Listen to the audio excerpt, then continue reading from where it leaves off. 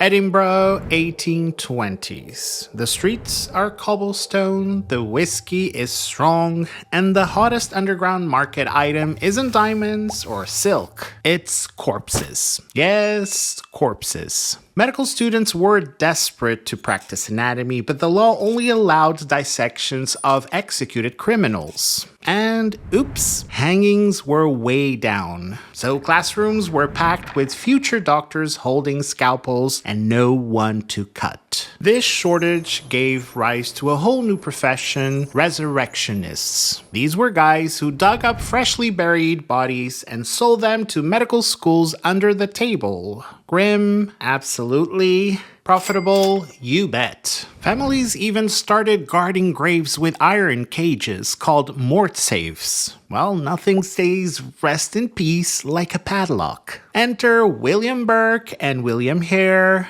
two opportunists who looked at the grave robbing trade and thought, why shovel through 6 feet of dirt when you can just skip the burial part? Their entrepreneurial journey began in 1827 when one of Hare's tenants died still owing rent. Most landlords would sigh and write it off. Hare, however, said, no rent, no problem. We'll collect in body parts. He and Burke sold the corpse to Dr. Robert Knox, Edinburgh's celebrity anatomist. Knox paid well, and the pair realized, why wait for people to die naturally when you can, well, speed things along? Their preferred method of expedited departure was smothering. Quick, quiet, and left the body in pristine, lab-ready condition. Efficiency, darling. Over the next year, they murdered at least 16 people, sex workers, beggars, travelers, anyone unlucky enough to cross their path. But every murder spree has its slip-up. Their final victim was Margaret Docherty, killed in October 1828. Neighbors grew suspicious, police barged in, and surprise! There she was, stuffed under the bed like a bad attempt at interior decor. Burke and Hare were arrested.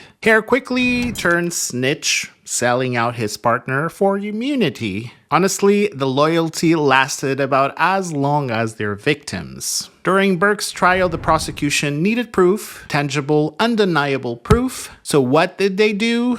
The prosecution leaned on forensic testimony about the body. No grisly courtroom display required. The people of the city, they were thrilled. Ordinary trials gave you shouting and gossip, but this one gave you a front row seat to anatomy class, crime drama, and horror show all at once. Well, ticket sales would have rivaled Hamilton if Ticketmaster had existed. Needless to say, Burke was convicted. And his sentence, well, death by hanging. Now here's the delicious twist of irony. After he was executed, his body was publicly dissected at the University of Edinburgh. The man who murdered 4 cadavers became one. His skeleton is still on display today, a permanent anatomy lesson in karma. As for Hare, he disappeared into obscurity, probably hoping no one recognized him as that guy who suffocates for rent money. Dr. Knox kept his post, but his reputation decayed faster than a corpse in July. He was shunned, heckled, and eventually faded into professional disgrace. And so the story of Burke and Hare became legend.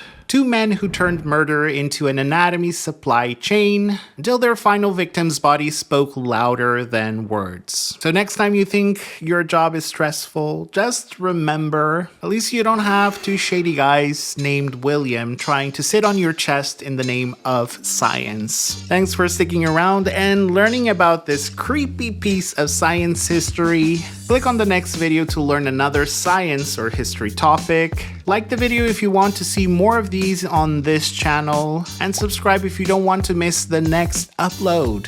I will see you next time.